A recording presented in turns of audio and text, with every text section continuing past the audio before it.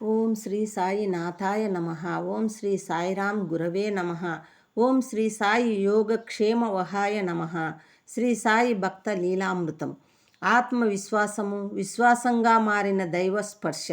ప్రతి మనిషి జీవితంలో అత్యంత అవసరమైన అంతర్గత బలాలలో ఒకటి ఆత్మవిశ్వాసం.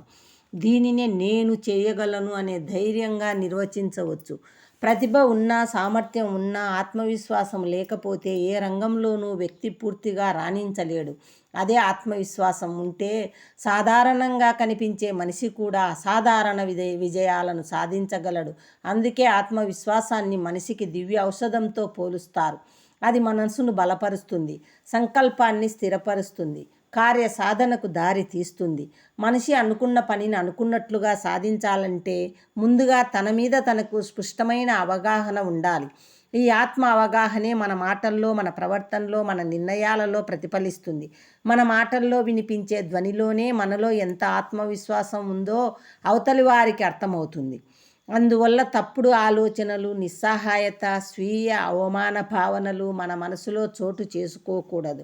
అలాంటి ఆలోచనలు ఆత్మవిశ్వాసాన్ని క్రమంగా క్షీణింపజేస్తాయి. ఇక్కడ ఒక ముఖ్యమైన తత్వాన్ని మనం గమనించాలి. విశ్వాసం అనేది గుడ్డి నమ్మకం కాకూడదు, పిచ్చి విశ్వాసం కూడా కాదు. అది మన కళ్ళకు కనిపించకపోయినా ఉందని అంతరంగం తెలుసుకునే లోతైన బోధ. కనిపించని సత్య స్వరూపానికి అది మౌనంగా నిలిచే సాక్ష్యం.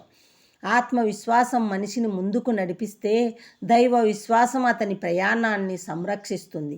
ఈ రెండూ సమన్వయంగా ఉన్నప్పుడు జీవితం అనుకోని ఆశ్చర్యకరమైన మలుపులు తిరుగుతుంది.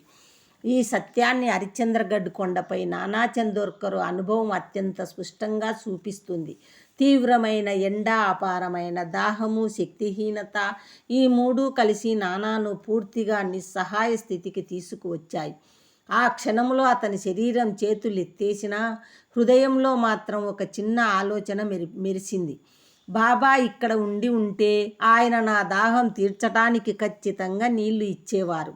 ఆ ఆలోచన సంపూర్ణ విశ్వాసమా, సంపూర్ణ శరణాగతియా? కాదు. అయినప్పటికీ అది హృదయ లోతుల నుంచి వచ్చిన నిజమైన స్పందన. అదే ఆలోచన దైవ స్పర్శకు కారణమైంది. ఆ క్షణంలో హరిశ్చంద్రగఢ్ కొండపై ఉన్న నానాకు అది ఎలా ఫలిస్తుందో తెలియదు. కానీ అదే సమయంలో మైళ్ళ దూరంలో ఉన్న షిరిడీలో సద్గురు సాయిబాబా సర్వాంతర్యామిగా స్పందించారు. షిరిడీలో బాబా తమ దగ్గరున్న మాధవరావు దేశపాండే అంటే ఉరఫ్ శ్యామ మరియు మరికొంతమంది భక్తులతో నానాకు చాలా దాహంగా ఉంది, మనం అతనికి దోషెడు నీళ్లు ఇవ్వొద్దా అని అన్నారు. ఈ మాటలు విన్న భక్తులు ఆశ్చర్యపోయారు. నానా ఆ క్షణంలో ఎక్కడ ఉన్నాడో, అతని పరిస్థితి ఏమిటో వారికి తెలియదు. కానీ బాబాకు మాత్రం అది అంతా స్పష్టంగా తెలుసు. ఎందుకంటే బాబా సాధారణ మానవ పరిమితులకు లోబడిన వారు కాదు. సద్గురు సాయి సర్వాంతర్యామి. ఆయన దృష్టికి అన్ని ప్రదేశాలు, అన్ని కాలాలు ఒకేసారి గోచరిస్తాయి. భక్తుడి హృదయంలో పుట్టిన చిన్న ఆలోచన కూడా ఆయనకు తెలియకుండా ఉండదు. ఆయన చూడగలరు, వినగలరు, స్పందించగలరు. భౌతిక దూరం ఆయన కరుణకు అడ్డు కాదు. శరీరాల మధ్య దూరం ఉన్నా కరుణకు దూరం లేదు.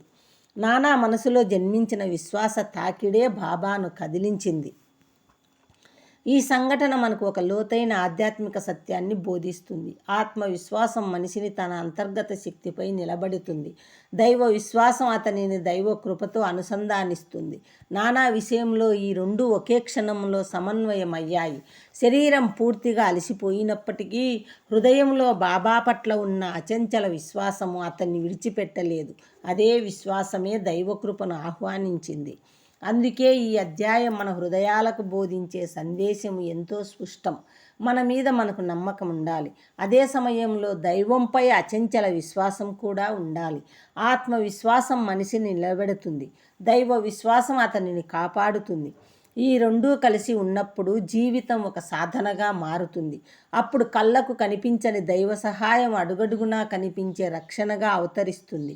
హరిశ్చంద్రగఢ్ కొండపై నానా అనుభవించినది కేవలం ఒక సంఘటన కాదు, అది విశ్వాసం. బాబా కరుణగా, దైవ స్పర్శగా హృదయములో ముద్రపడిన ఒక అమూల్యమైన ఆధ్యాత్మిక సాక్ష్యం. ఓం నమో శ్రీ సాయి నాథాయ నమః. ఓం శ్రీ సాయిరామ్ గురవే నమః. శాంతి శాంతి శాంతి.